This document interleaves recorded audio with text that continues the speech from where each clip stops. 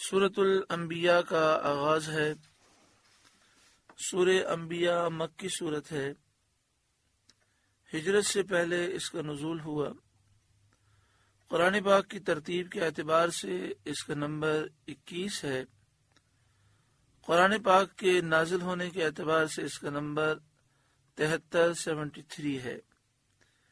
اس میں 112 آیات ہیں اور 7 رکوع ہیں۔ 1186 کلمات ہیں۔ 4890 حروف ہیں۔ انبیاء یہ نبی کی جمع ہے۔ اس سورہ مبارکہ میں کئی انبیاء کا ذکر ہے، اسی مناسبت سے اس کا نام سورۃ الانبیاء ہے۔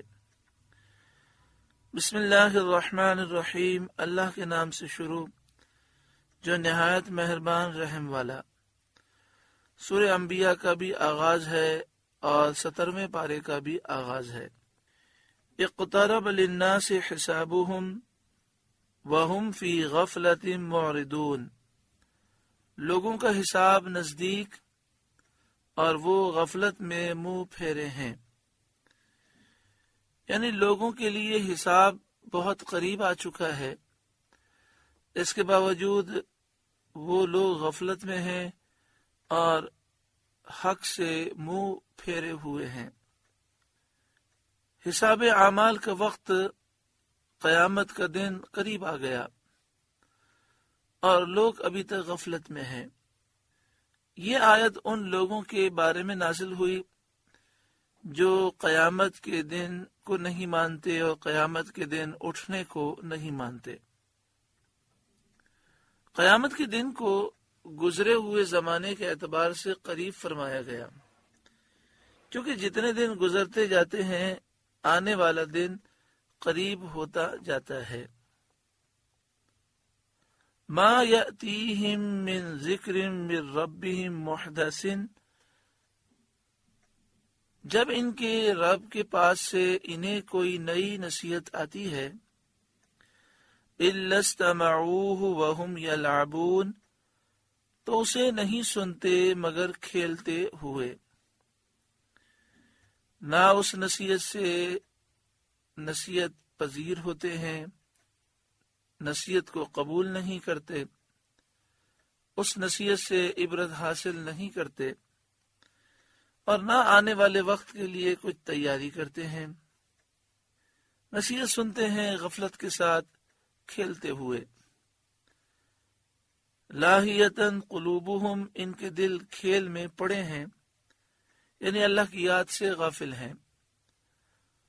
وَأَسَرُّ النَّجْوَ الَّذِينَ ظَلَمُوا، اور ظالموں نے آپس میں خفیہ مشورہ کیا اور اس کو چھپانے میں انہوں نے بہت زیادہ مبالغہ کیا،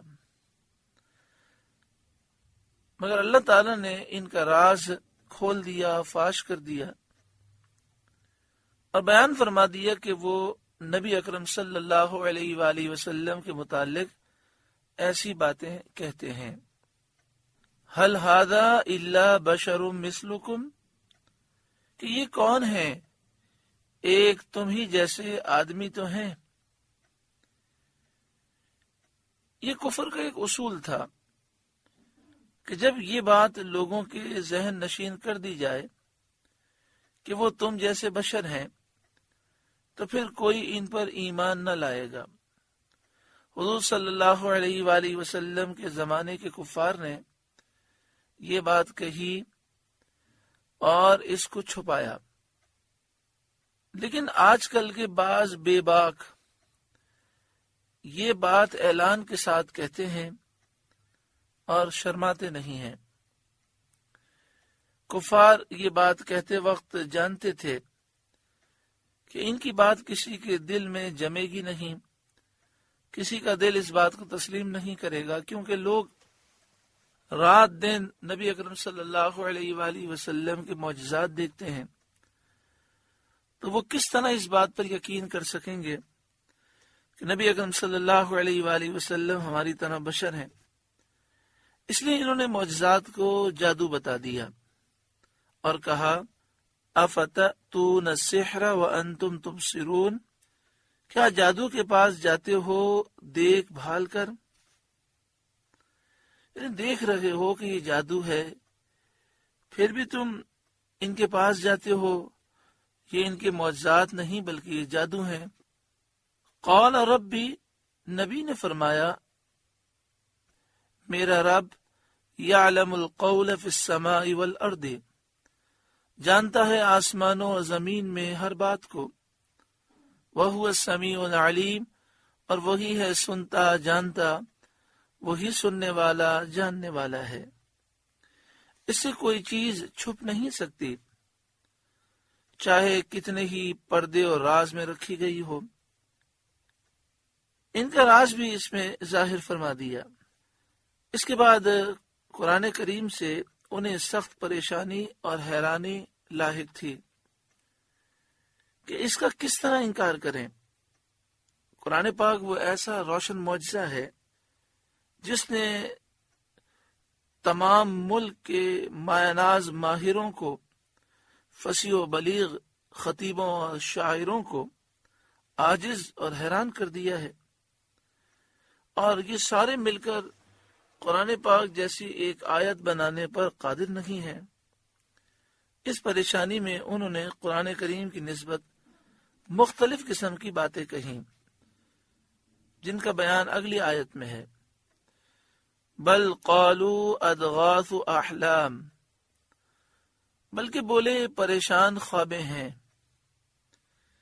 ان کو نبی کریم صلی اللہ علیہ وآلہ وسلم وحی الہی سمجھ گئے ہیں۔ ان کافروں نے کہا کہ یہ انہیں خواب آتے ہیں پریشان قسم کے، اور نعوذ باللہ من ذالک نبی اکرم صلی اللہ علیہ وآلہ وسلم اسے اللہ کی طرف سے وحی سمجھتے ہیں۔ کفار نے یہ کہہ کر سوچا کہ یہ بات چسپاں نہیں ہو سکے گی اور لوگوں کے دل اس بات کو قبول نہیں کریں گے، تو اب اس کو چھوڑ کر کہنے لگے بل افتراہ، بلکہ ان کی گھڑت ہے، یعنی انہوں نے خود ہی یہ کلام بنا لیا ہے۔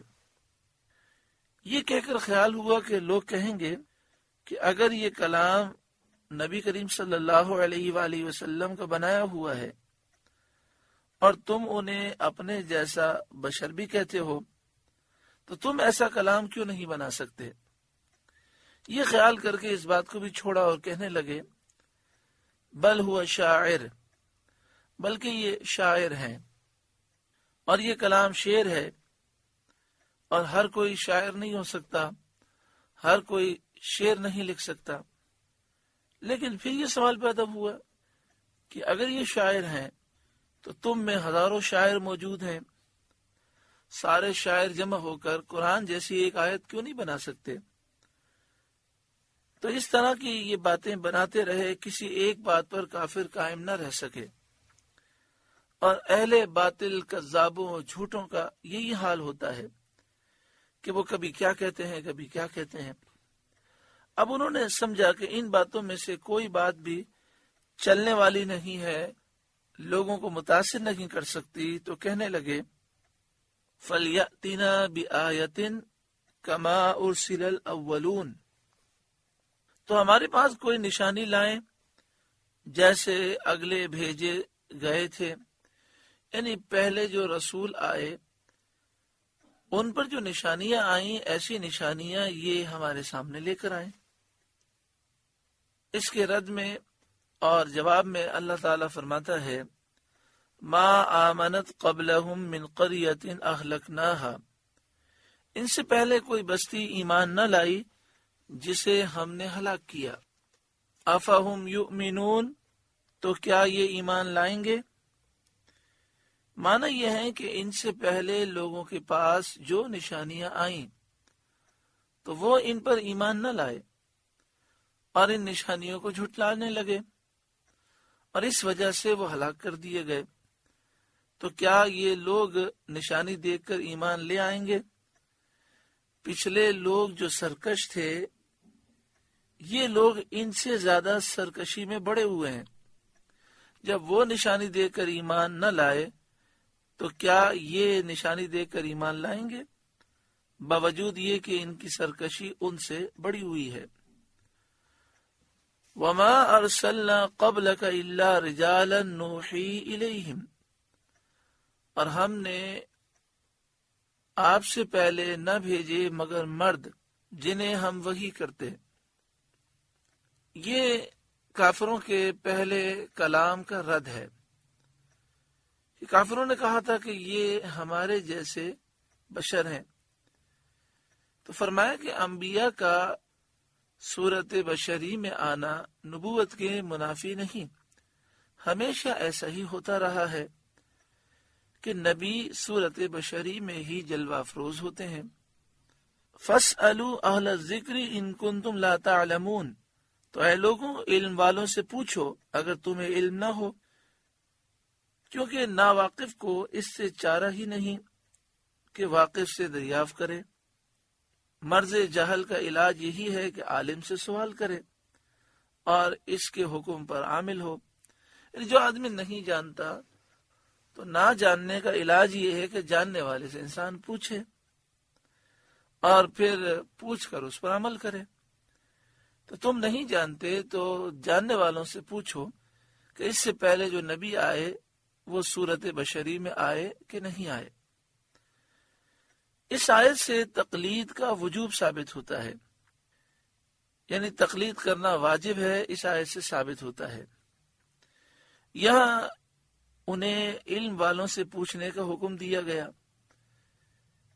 کہ اے کافروں، تم اہل علم سے پوچھو کہ اللہ کے رسول نبی صورت بشری میں ظہور فرما ہوئے تھے یا نہیں، اس سے تمہارے تردد اور شک کا خاتمہ ہو جائے گا۔ وما جعلناہم جسدا لا یأکلون الطعام وما کانوا خالدین، اور ہم نے انہیں خالی بدن نہ بنایا کہ کھانا نہ کھائیں اور نہ وہ دنیا میں ہمیشہ رہیں۔ یعنی انبیاء کو ہم نے بھیجا تو ایسا جسم انہیں نہ دیا کہ وہ کھانا نہ کھا سکیں، اور وہ ہمیشہ دنیا میں رہنے کے لیے نہیں آئے۔ تو ان پر کھانے پینے کا اعتراض کرنا اور یہ کہنا کہ ما لہذا الرسول یأکل الطعام، اس رسول کو کیا ہے کہ یہ کھانا کھاتا ہے، بالکل محض بیجا اور فضول اعتراض ہے۔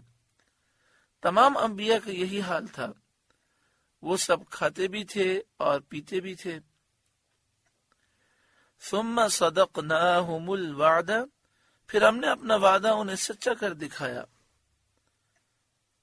انبیاء کے دشمنوں کو ہلاک کرنے کا ہم نے وعدہ فرمایا اور انبیاء کو نجات دینے کا وعدہ فرمایا، وہ ہم نے پورا کیا۔ فَأَنْجَيْنَاهُمْ وَمَن نَّشَاءُ، تو انہیں نجات دی اور جن کو چاہی، یعنی انبیاء کو ہم نے نجات دی اور جنہیں نجات دینا ہم نے چاہا اسے نجات دی، یعنی ایمانداروں کو جنہوں نے انبیاء کی تصدیق کی تھی۔ اللہ تعالیٰ فرماتا ہے کہ ہم نے انہیں عذاب سے بچا لیا۔ وَأَهْلَكْنَا الْمُسْرِفِينَ، اور حد سے بڑھنے والوں کو ہلاک کر دیا، جو انبیاء کی تکذیب کرتے تھے، انکار کرتے تھے، انہیں ہم نے ہلاک کر دیا۔ لَقَدْ أَنزَلْنَا إِلَيْكُمْ كِتَابًا فِيهِ ذِكْرُكُمْ، بے شک ہم نے تمہاری طرف ایک کتاب اتاری جس میں تمہاری ناموری ہے۔ اے کفار قریش، ہم نے تمہاری طرف ایک کتاب اتاری، قرآن مجید فرقان حمید، اس میں تمہارا ذکر ہے، تمہاری ناموری ہے، یعنی اگر تم اس پر عمل کرو گے تو اللہ تبارک و تعالیٰ تمہیں عزت عطا فرمائے گا۔ یا یہ معنی ہے کہ وہ کتاب تمہاری زبان میں ہے، فیہ ذکرکم، اس میں تمہارا ذکر ہے، یعنی یہ کتاب عربی میں نازل ہوئی۔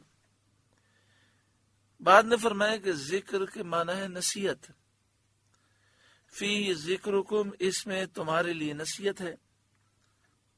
ذکر کا معنی بیان بھی ہوتا ہے، فیہ ذکرکم، اس میں تمہارا بیان ہے، یعنی تمہارے دینی دنیاوی جو امور ہیں اور تمہاری جو حاجتیں ہیں اس کا بیان قرآن مجید فرقان حمید میں ہے۔ خلاصہ یہ ہوا کہ اے لوگوں، اگر تم اس قرآن پاک پر عمل کرو گے تو اللہ تبارک و تعالی تمہیں دونوں جہاں میں عزت عطا فرمائے گا۔ اس کو پڑھو گے تو اس میں نصیحت ہے، اس میں تمہارے دینی اور دنیاوی تمام امور کا بیان ہے، تمہاری تمام حاجتوں کا بیان ہے۔ افلا تعقلون، تو کیا تمہیں عقل نہیں؟ کیا تمہیں اتنی عقل نہیں کہ ایمان لاؤ اور ایمان لا کر اس عزت کو، کرامت کو، سعادت کو حاصل کرو؟